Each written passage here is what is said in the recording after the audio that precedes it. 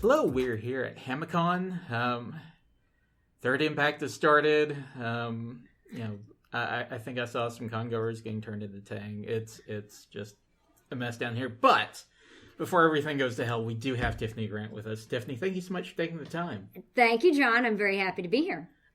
So what have you been working on recently that you can talk to us about? That I can talk to you about? Well, people can download the Nuvi Arcade app, and you can play Escape from Waddleville for free, in which I play all the penguins.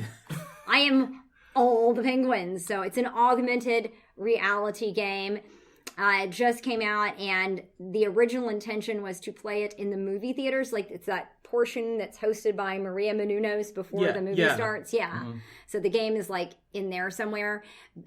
But then they're also going to have it available to play on the Nuvi website. So that is, like, one of the most recent things I worked on that I can talk to you about. Awesome. So, all the penguins. Thank you. Would you say that's something of a lifelong goal, to be all of the penguins? All the penguins, yes. I remember when I saw that audition posted, and it was like, and it said adorable baby penguins, and I said, I'm in. So excellent. Oh man. I mean, Amanda got to be Pin in Evangelion. Yeah. So yeah. The sorority of penguins. I know. It's good. Okay, I'm just gonna rip the Band-Aid off. Mm-hmm. And you can go there. I'm expecting it. Yeah, and that's the thing. It's like it's a little too obvious of a place to go, but at the same time, why? Why did they do it? Yeah, they didn't need to redo Evangelion. No, they didn't. It was fine the way it was. It was perfectly fine. Our version was good. So. I don't know. Yeah, I think I've listened through like episode 19 so far. I haven't had the chance to get all the way through it, but I've not checked out the movie, but I watched the whole series dub of the new Netflix dub. Part of me, I know part of it is just like, this is the dub I've heard for the last 2 decades. This is what I'm used to. It's weird hearing it delivered in different ways from different people, but. Mm-hmm. And with a different script, too. Yeah. Like, there are certain lines that you're expecting to hear that are not there. Yeah. I forgot that there was extra gratuitous German added in Asuka in the English dub. Mm-hmm. Well, because she's a native German speaker, so it makes sense that she would speak that way. Right. And it, you think of it as being added in. I don't look at it that way. I mean, in the original version, Asuka is performed in Japanese, of course, by the wonderful Yuko Miyamura. But Miyamura could not really speak German, but she had to speak some German for the character, a minimal amount in there. I mean, I wasn't really saying anything different in German than what I would have said in English or than what she said in Japanese. In the but it just, to me, I just thought it made sense for the character since she's from Germany. Yeah, and it sounds very natural. Like, that was like watching the Netflix dub. It was like, oh, yeah, that was something they threw in. It was... Yeah. Yeah, I was curious if they were going to keep that, because I do recall, like, that was your edition. It was magnificent because, like you said, it makes all the sense in the world in the fact that you were able to do it. And it just makes sense to me because she's from Germany. She's a native speaker, so why wouldn't she speak German occasionally? Yeah, and the entire scene is about, Shinji kind of interfering with, her whole process there. So, absolutely. Yeah. I know you guys have talked about publicly a little bit about just the process of auditioning for it and how it seemed... Yeah. Sort of...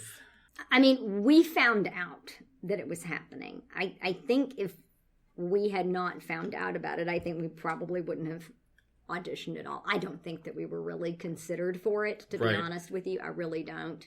It's the first time I ever auditioned for Asuka. I never auditioned for Asuka originally. So the one time I ever auditioned for it, I didn't get the part. But, if I had been hired, which... just doesn't really seem likely. But if I had, I would have had to read that terrible script. So I'm glad I didn't have to do that.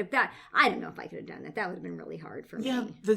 some of the changes are just really weird.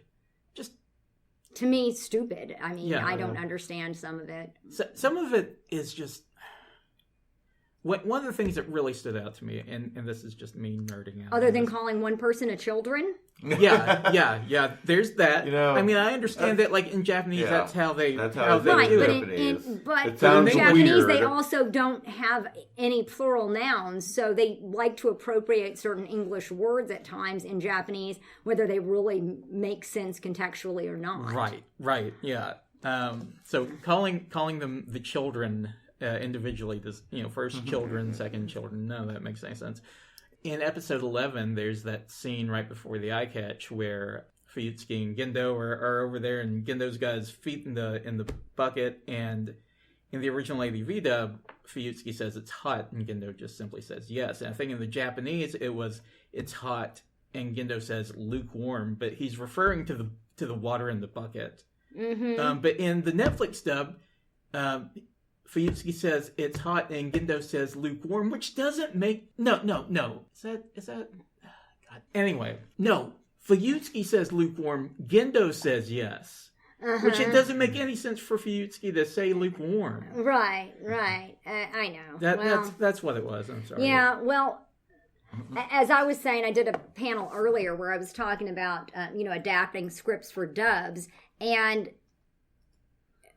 words are important, but it's really the meaning behind the words that is the most important. So just using like your translatometer where you have a computer where you put in A and you get out B, that doesn't necessarily convey the meaning of what those words say. So the most important thing is conveying what's actually the intention, what is the meaning, rather than using this one specific word or that one specific word. I mean, to me, working on script adaptations. There's nothing worse, and I've run into this once or twice with anime, there's nothing, or English subtitled in Japanese, there's nothing worse than running into a bit of subtitle dialogue that makes no sense with what you're watching.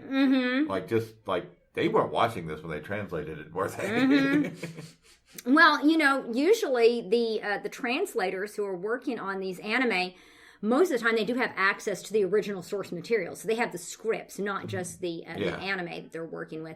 They have the scripts also. So they're sometimes working that. I mean, I don't know if they're working that, not even watching the show. I have no idea. But just a time or two. And it's so jarring when it's like, this doesn't match what I'm seeing at all. I'm trying to think of a good way to ask this question, because it's one of those questions where I understand that you have no input, you have no foresight on this whatsoever, but just your expectation as things stand now. Do you think you'll be called back in for the final movie if and when that gets dubbed? My personal expectations are that I will never work on Evangelion again. I don't think I ever will. I mean, I'm not saying that I don't want to, but I don't expect that I would. I mean, if they didn't want us to be in their redo of the series, I don't know why they would ever want to use us again in the future. So yeah, I'm not sure if Netflix is doing. No, I mean, when I'm saying they, I mean Studio Kara. Just generally. I'm referring to Kara. Most of the I'm putting like 90% of the weird translation choices probably on somebody at Kara insisting it was that way. Yes, very much. I mean, that's how you ended up with the redo of 3.0, having so many bizarre word choices, like me saying four-eyed crony. I mean, that's not an expression. No one says that. But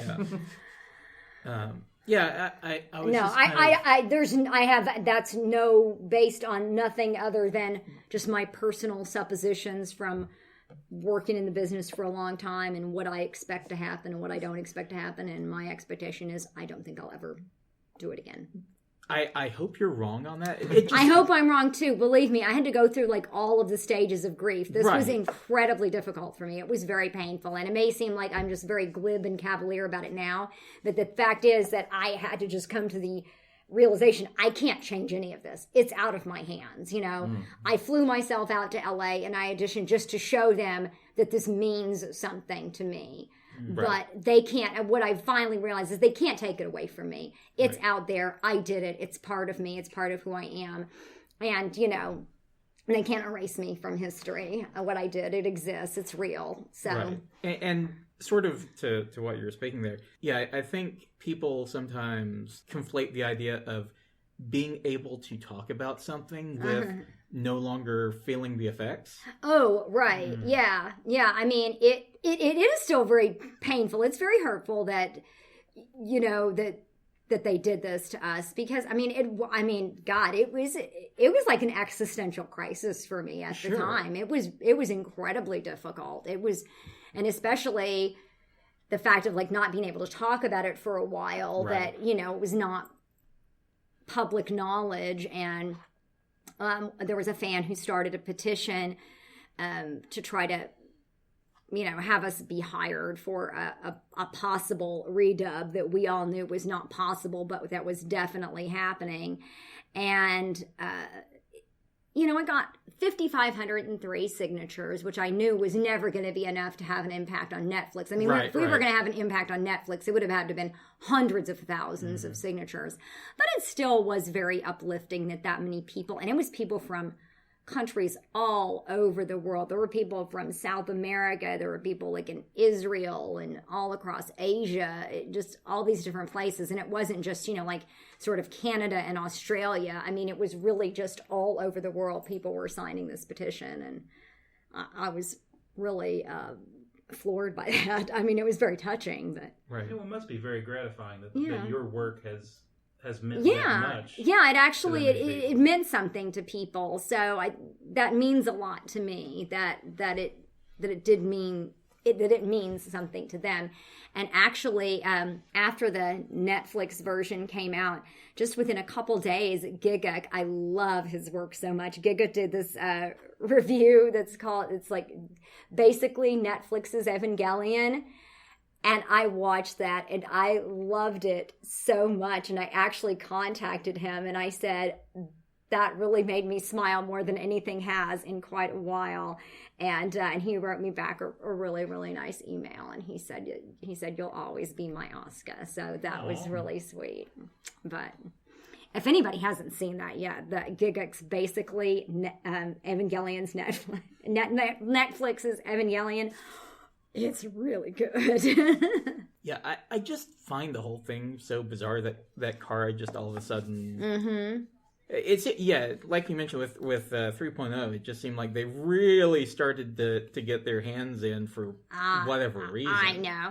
Well, I really think the best analogy is that Anno is the Japanese George Lucas, So he comes out with these, except he kind of did it in the reverse order. Right. Like he makes these new movies that start straying further and further from the original story. And then he goes back and redoes the originals, It's like George Lucas already basically did that. And so, my summary of the Netflix dub of Ava is Greedo shot first.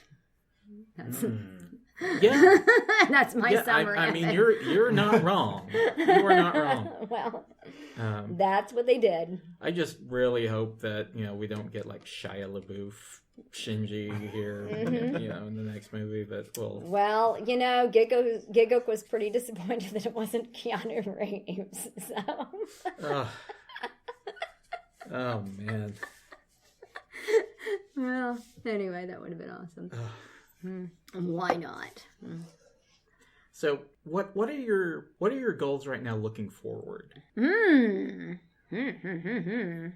That is an intriguing question. I want to try to do like a lot more things, a lot of different things. I've been branching out recently, doing more video games now, and I'm really trying to just get involved in a lot of other things. Not that I don't want to do anime anymore, but I'm wanting to branch out, and I just want to experiment with all of that, and I just want to do all the things. So one of my goals has always been that I want to be the voice of a toy. I have not done it yet, but I really want to be some kind of toy. That would be really cool.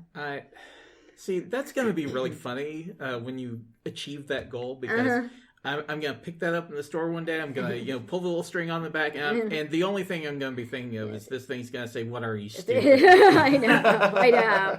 Well, I did a video last year that's like a children's educational thing, and these little characters, they're called Woobos, but they do make these little Woobo dolls that are like these educational robot fluffy Woobo things. And so I thought at first, like, oh my God, I get to be a Woobo, but like I'm just like a little cartoon Woobo. I'm not like a Woobo toy, but like that's like fingers crossed. Maybe the Woobo that I did she will have her own toy. So that's what I'm thinking. Like, I don't know, be educational. That's a step in the right direction. For the children. Absolutely. That would be great. What's something that you're currently passionate about that you want to share with more people? Oh my. Something. Oh, wow. You have just completely stumped me with that. Well, I recently moved, about a year and a half ago, moved to Atlanta. But something that I was doing for a while before that is for many years, about 8.5 years when I was still in Texas, I volunteered with the Wildlife Center of Texas. I was a wildlife educator and I did wildlife rehab. So that's something that I'm still, even though I'm currently not directly involved with it, I am still very passionate about that, coexisting peacefully with wildlife. So that's something that I am passionate about, conservation and protecting our environment and, being kind to the critters around us. Like, people want to go and live near these beautiful wooded areas, but then they don't, then they're upset if, animals are coming near their home or... getting into there. Mm-hmm. I go out for a walk every morning, and a few weeks ago I was walking, and this woman was, she was freaking out in her driveway because an armadillo ran into her garage, and I was like, well, they eat insects. They don't even have any teeth. It's not going to bite you or something. But yeah, I never even saw the armadillo. She probably scared the poor thing to death, and I'm sure it ran away, but I went and backed her car out of her driveway for her because... she was too afraid to go near the garage that could potentially have this very threatening attack armadillo in there. Armadillo. Yeah, animal that's inclined to roll up in a ball and hide. Yes, exactly. I mean, it's like a nocturnal insectivore. The reason people usually don't like them is because they dig up your garden. But I've never seen anybody that terrified of an armadillo. So yeah, wildlife. I'm pretty passionate about that. So what does wildlife rehab look like? Oh wow. Well, the rehab where I worked, Wildlife Center of Texas, it's one of the largest rehabs in the country. And they take in over 10,000 animals a year, 350 different species of animal.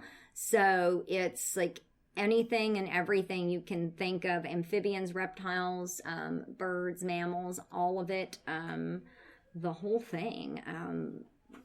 We were affiliated with the Houston SPCA, so we had veterinarians who took care, could provide all the medical care, surgeries, treatment, everything. I say, if you were some wild creature who was in distress, that was probably the best place for you to be. But most of the animals that come in there are really just orphaned babies during the spring and the summer. That's most of them.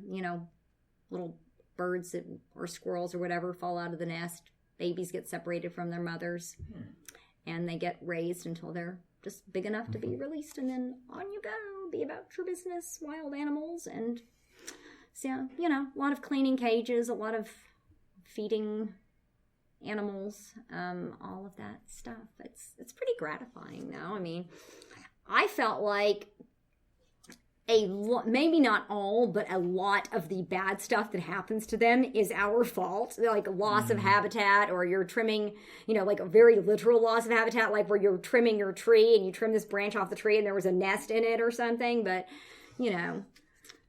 so we have these impacts on the lives of these animals around us, and I think it's right to sort of help them out when we can. Go ahead. No, you mentioned branching out with your acting into different Yeah. genres and whatnot. Do you also find yourself doing that with your writing as well? I really haven't written anything professionally for a while. Like the last anime adapting I did was 3 years ago. I did Girls on Panzer, their film. So that was the last script adapting that I did. I don't know that I have any of that coming up in the future. I'm not really actively pursuing that. I mean, it's incredibly time consuming. Like if you're working on a script, that is, you are only working on that script and nothing else around the clock. So it's very time consuming. Where did your passion for wildlife, where did that stem from? I don't know. I mean, I'm always really, I like animals. I guess most people like animals. And the animals, these are actually very common, like over wide swaths of the country. But for some reason in Houston, there are like an exceptionally large number of these yellow-crowned night herons. And there were a lot of them, in the neighborhood where I lived. And they built really, really crappy nests high up in the trees. And herons are pretty big birds, and it seems like the herons may not be fully aware of this because the nests seem to be sort of small, and their babies kind of have a tendency to fall out. And so there was this heron nest in our yard, and 2 of the herons fell out, and I took them over to the wildlife center, and I knew that they needed volunteers. I'm like, oh, well, maybe I would like to do that. Maybe I would like to go and volunteer and help rehabilitate wild animals. And I started doing it, and I really loved it. And I pretty quickly got into the wildlife education, which for me, I said, like, for 14 years I played Snow White. So I said it was a lot like playing Snow White, except that the animals were real. So it combined a lot of my theater background, with doing presentations and talking to people, especially children, about wild animals and how we interact with them, and what do you do if you find a baby animal and all that kind of stuff. And no, it's not true that if you touch a baby animal, its mother is going to disown it. That's complete BS. That's my fantasy. That's more like parents who didn't want their kids to bring stray animals home, and they told them, like, oh, don't touch it because then its mother won't take care of it. Like, no, that's BS. That's not true. As I always say to little kids, it's like, so if you ever got separated from your mom at the supermarket, and and then when she finds you, to think she's going to say, like, oh, Johnny, you smell funny. I'm not going to that's not a real thing. That's not a real thing. I mean, that happened to me once, but... I just picked the name Johnny at random. It's okay. But, yeah. Today I learned something. Yeah. Do you have anything else, Charlie? What was something that you thought was true for a long time, but then found out wasn't? I think I believed that. I think I did believe that thing about, like, if you touched a baby animal, that it would smell funny to its mother, and then they weren't going to take care of it. But I tell people, like, if you've ever had a dog or a cat that had babies, and you play with them, of course, because they're so freaking cute, right? You pick up the little kitten and you play with it. You know what the first thing the mother does when you give it back to the mother? She licks it. She cleans it. She gets your nasty old smell off of it. And so, yeah, it's like, even if it did smell funny, she's still going to do it. But, that's probably something that I thought was true for a long time. And then it turns out, no, that's not a true thing at all. I mean, like, birds don't even have a sense of smell, so they don't know what their baby smelled like before anyway. So if it smells weird now, like, who knows? They wouldn't know. Something else. I don't know. Probably more things. There are probably other things that I'm not thinking of right now. What does self-care look like for you? How do you take care of yourself? Oh, wow, that's a good question. I should probably do more of that. We all should. But... I know. I made a lot of changes in my life about 2 years ago. And one of the things was really like exercising. So I do that pretty much every day. I'm not as good at conventions, but I still try to get my steps in. I do wear a pedometer. So yeah, walking every day and being a little more careful in my diet and just, trying to be a healthier person. So that's really more what it is for me. My Tiffany epiphany. Mm-hmm. You know, when you get to a certain age, I mean, you're going along with your life and you think that, you know, everything's always going to be like it was when you were in your 20s or in your 30s. And then pretty soon you find out you're in your 40s and then you're 50. And then it's like, oh, maybe I need to do something before I'm hopelessly gone, you know, past the point of no return. I don't know. I would argue you have accomplished probably more than most. Probably. I don't know. It's hard. Let me put it to you this feel way. like it sometimes, but People who will be listening to this, they won't be listening for us. What are you, stupid? Exactly.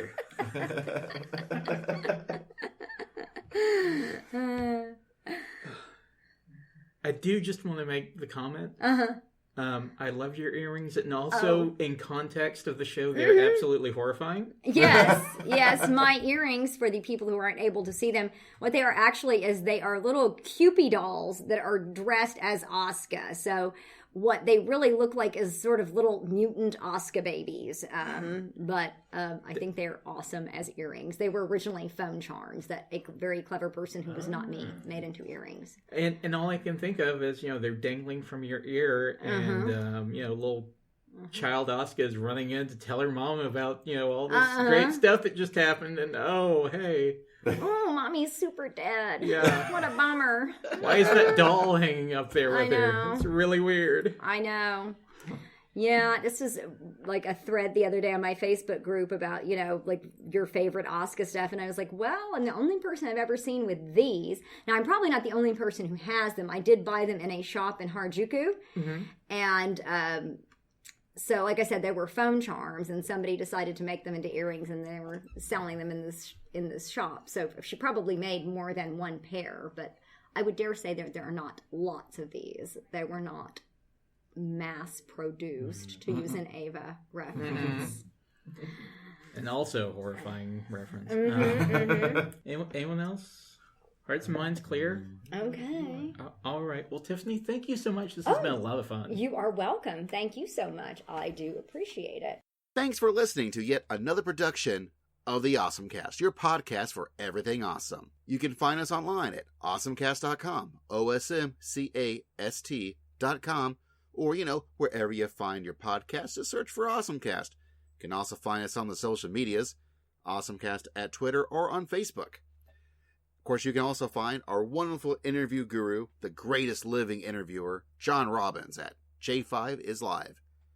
Or perhaps you'd like to follow our amazing editor, Anna, at Angel Darkfire. Or just me, at It's Basil Time on Twitter. Our theme song is produced by DJ Inabito, and you can find him online at djinabito.com. And once again, thanks for listening to the OSMcast. We appreciate you.